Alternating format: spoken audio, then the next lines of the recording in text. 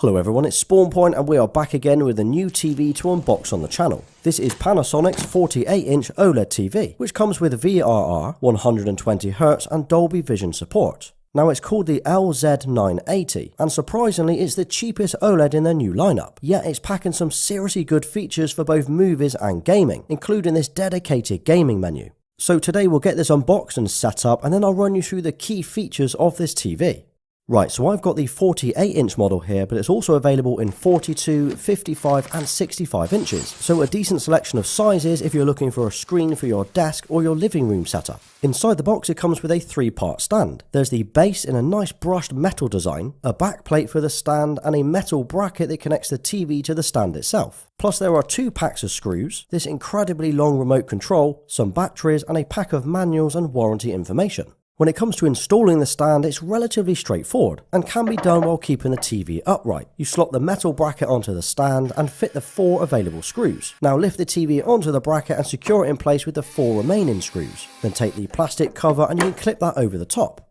So around the back it looks like most other OLED TVs, to be honest. We've got the ultra thin frame at the top and the sides, and then the chunkier bottom part which houses all of the internals. Material wise it's made from a very hard plastic, with the thin part possibly being metal, but it's hard to tell. But it feels premium and there's no flex in the screen, which is always good to see, as another TV that I unboxed a few months ago had a crazy bend in the middle. Now obviously I'm using the provided stand that it came with, but this can be wall mounted using the available VESA holes, and these measure 300 by 300. And here are all of the dimensions for the 48-inch model, in case you needed it for your own setup.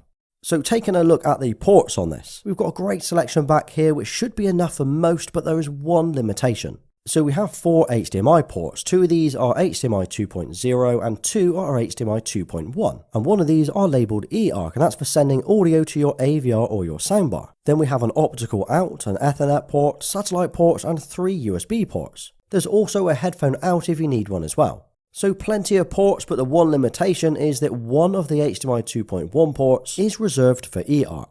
So potentially you would be limited to 1 port if you're using a soundbar at the same time.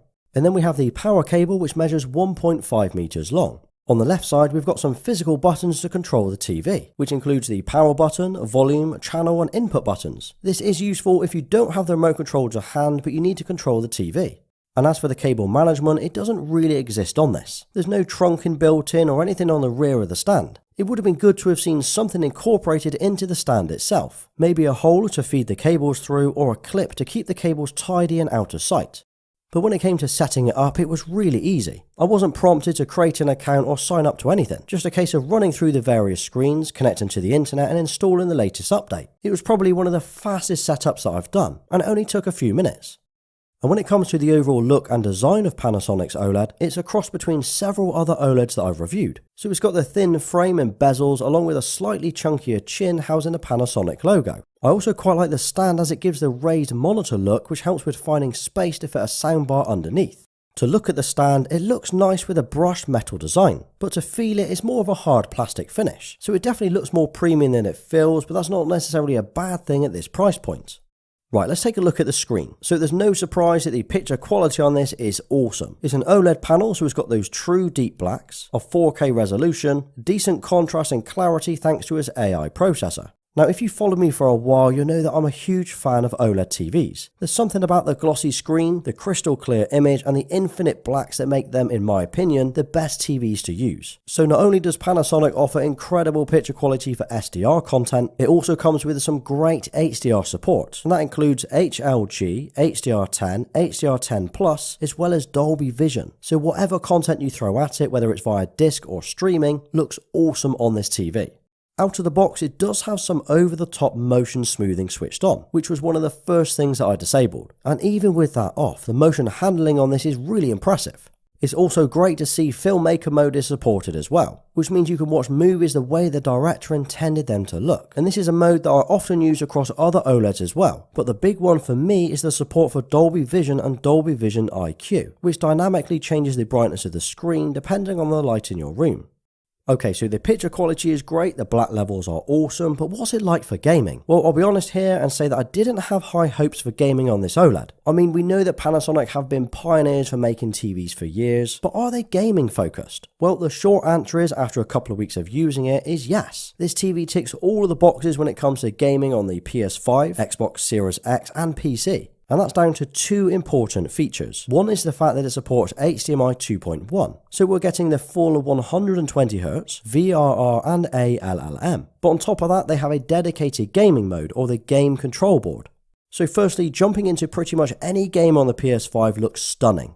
I mean, once you've enabled 120Hz and VRR, you're going to get an incredibly smooth experience and get quite literally the best out of this TV. And motion is great, the contrast, black levels and clarity are insanely good. And when it comes to the input lag, that is coming in at 14 milliseconds. So not quite as quick as a dedicated gaming monitor or some of the competition, but fast enough for non-competitive gaming. Although saying that, I did play some Modern Warfare while sitting on my sofa, and I had absolutely no issues with getting the kills. But the big feature here is definitely the game control board. Within here you can see and adjust the viewing mode, so swap in between game modes or any of the others. You can also enable or disable ALLM, VRR or the 120Hz bypass mode. But seeing this dedicated gaming mode definitely shows that Panasonic are targeting gamers. And let's take a quick look at the menus and the UI on this OLED. So pressing the My App button on the remote brings up all of the apps installed. From here you can rearrange them or add new ones via the App Store. It's got everything that I need, including Netflix, Disney, Apple TV and Prime. Oh, and if you need to jump into any of these apps, there are the quick launch buttons on the remote control. Most of these are standard, although seeing YouTube is definitely a first for me. Now, pressing the home button brings up a card system across the bottom of the TV, which is something I'm a huge fan of. It doesn't take over the entire screen and you can swipe between the different apps or even rearrange them into the order that you need. Then if we press the menu button, it brings up the quick access settings across the bottom. Things like the picture mode, sound and other settings that you might need to tweak. Or if you press the main menu option, it takes you to the full list of settings instead. Now, not only are these settings intuitive and easy to navigate, I'm amazed at how fast and snappy this TV is. I've used a few other OLED TVs in the last year and it surprised me how slow and sluggish some of those were. Whereas this feels rapid with little to no delay when navigating around. And honestly though, a quick UI is massively underrated when using a TV every single day. And as mentioned at the start, the remote for this is big. Like, I think this could be the longest remote control that I've ever used. It's probably down to the extra row of launch buttons across the top as well as the media playback buttons. But it's functional and has literally every button that you could possibly need from a remote. So there you have it. I think overall the Panasonic LZ980 does tick a lot of boxes when it comes to an OLED TV. It's got those perfect black levels, a nice snappy UI, and awesome gaming features for the PS5 and Xbox Series X. Now today's video is only a quick look and I'm going to do a full review on it next week, specifically looking at the gaming features and how this TV could make a great TV or monitor for your setup. So if you've got any questions at all about this Panasonic OLED, just drop those in the comments below. And while you're there, if you drop a nice OLED, I will give you a thumbs up for staying right till the end. And if you enjoyed today's video, check this video out next. Well, thanks for watching, please like, sub and follow me on Instagram and Twitter. Until next time.